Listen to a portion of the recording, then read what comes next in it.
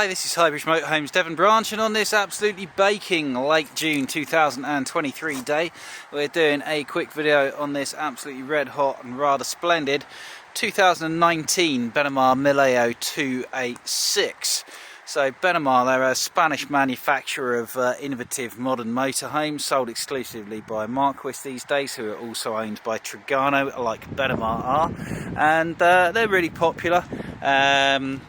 Good value, high specification, and really rather pleasant. Coach built vans, low profiles. They do some van conversions. They're built in the UK, and always one of the best sellers over the years. And if I had to pick one as a bit of stock, it would be a Mileo 286 really. So it's a 7-metre drop down bed end garage van.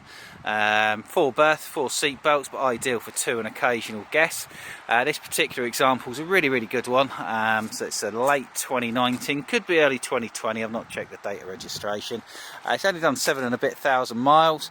It's got all the bits you'd expect on. Most things are standard, in fairness, anyway. With Benimars, that's one of the things when Marquis anglicised them. They put a lot of kit as standard. They put the door on the UK side as well, which is unusual for a European manufacturer. They put in better equipped kitchens as well. So it's a European van that's been tailored for British tastes, but with sort of European layouts. So they're quite nifty. So this one, 7 and a bit thousand miles, based on the Fiat Ducato X7. It's the 2.3 150 brake engine. These are the standard engine were 130s. These are all 150s, and the real big selling point of this, amongst many, is that it's got the 6-speed automatic gearbox, which a lot of them didn't. And yeah, automatics are the way of the future really. The demand is really high for any drop down bed van, and it's really high for any automatic van and any van with a garage, and this ticks all 3 of those boxes. So we've got white colour coded bumpers, we've got the black style pack and chin spoiler down there, LED daytime running lights, which you've got on the X7 cab, you can't get on the X8. 16-inch wheels instead of the standard 15-inch wheels that came on the Ducato. It's had some mirror guards fitted. They're over the top of the original black Fiat wing mirrors, so it's a nice little protective feature. Has just come in, so it's not been washed off. It's a little bit dusty, but it's spot on, clean, tidy outside. If I see any little marks or anything like that on the way around, I will point them out. This is one thing which I've seen on a lot of Benimars actually. If I was picking fault with this van, this would be the only fault. I forgot about this. It's got, see, some, just where the water comes off the roof, it's got tarnishing to the graphics on both sides, and I've seen it on other Benimars as well. I'm not saying it does it to everyone, but I have seen it. And whether it's just caused by rain or acidic rain or parked under a tree, although the roofs and van were very clean when it came in, I'm not sure. But yes, you've got some tarnished graphics there, but only a minor cosmetic issue. So we've got double glazed windows all the way around, and they're like the flat flush fit ones. We've got mains hookup. I think these had a solar panel as standard by 19 model year, but don't hold me to that. And I thought I saw one on the roof, but don't absolutely hold me to it. We've got gas and mains electric powered Truma combi boiler, digitally controlled blown air heating and hot water, which are on off mains when you're hooked up, gas if you're not hooked up, or a mixture of the two. Centrally locked habitation door. These are on the motorhome, Fiat motorhome chassis. So you can see how there's no body overhang beyond the wheel, and that's because the back wheel has got a wider axle and a lower suspension, so the back is wider than the front, which means you can have well, it's got lowered suspension, so you've got easier access, and it's more stable on the road as well. So no need for an electric step, you just step in. As a fly screen door, I say that is a centrally locked habitation door as well, with a window in it and a bin. People love bins indoors. I've never used them, I find them too small. People do love them. Amongst the other things you get standard on Benimars was the external barbecue point there, and the little external shower point. Big lounge window, really big one there, another big one further back. I am going to rush through this a little bit because the phone, it's so hot today, the phone overheats, so I would spend a little bit longer normally. Looking at the rear garage there, so there's enough room in there for a couple of bikes. They relocate the spare wheel to inside, which is over there, and you've got your toolkit over there as well. I like little things like this. Previous owners stuck some padded mats to the back wall just to protect the back wall. This is a front lower bed infill cushion that can be left at home if you're not using it.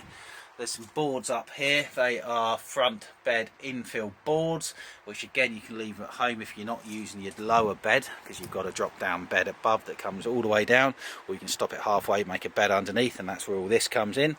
That can all be left at home.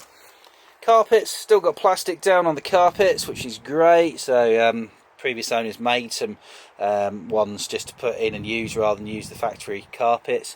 Awning winder handle for the Fiamma awning is there. Big freestanding table that you can put in the lounge or put outside.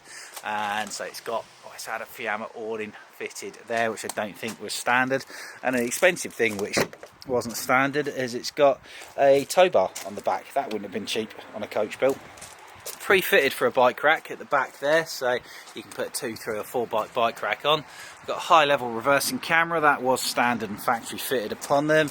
Got these smart LED automotive style lights, which I like.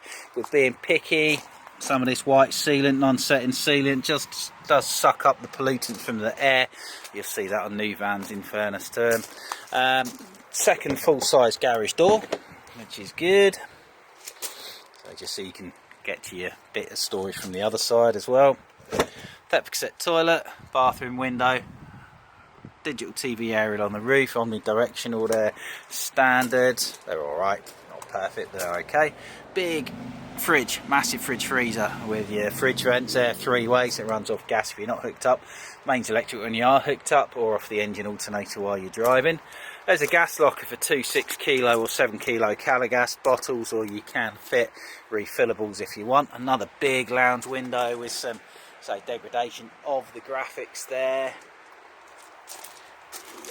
Slide through. Cab spec was always really high with any Marquis dealer special, as they call them. They spec them to the hilt and beyond, so you get the stuff you'd expect. So you've got the cab blinds, you've got electric manual fold, electric adjustable heated mirrors, central locking, lucky windows. You've got the silver, techno silver style pack on the dash, along with the chrome rings there. All of these things are cost options from Fiat. Leather bound steering wheel was standard with the automatic gearbox, which this of course has. Sat-nav, Fiat factory fitted sat-nav Bluetooth DAB stereo system with a 5.5-inch screen. It's European mapping from TomTom. It's very intuitive to use, slightly dated, but I really like it in fairness to it, but you can update it with a different system if you want.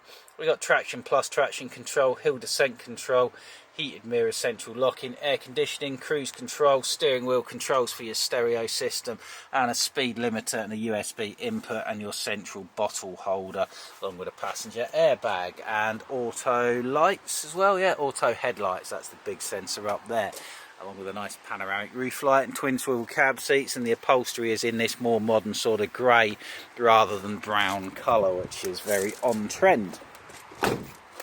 So that's the outside, and say outside of the tarnishing of the graphics, I can't see anything wrong with it at all. Coming round to the inside, so we enter through the middle, straight into a big front lounge, and it is a lovely front lounge. These are so popular, these vans, inspired by the Choson 640. Very nice. So it's got a big comfortable L-shaped sofa with cloth, thank God, none of this plastic sticky leather, really soft, comfy, squishy cloth. These used to have really firm seats, they don't anymore, much more comfortable. So you've got those big mirrors, windows even, with blinds and fly screens. They're the concertina ones, and little curtains to break it up a bit.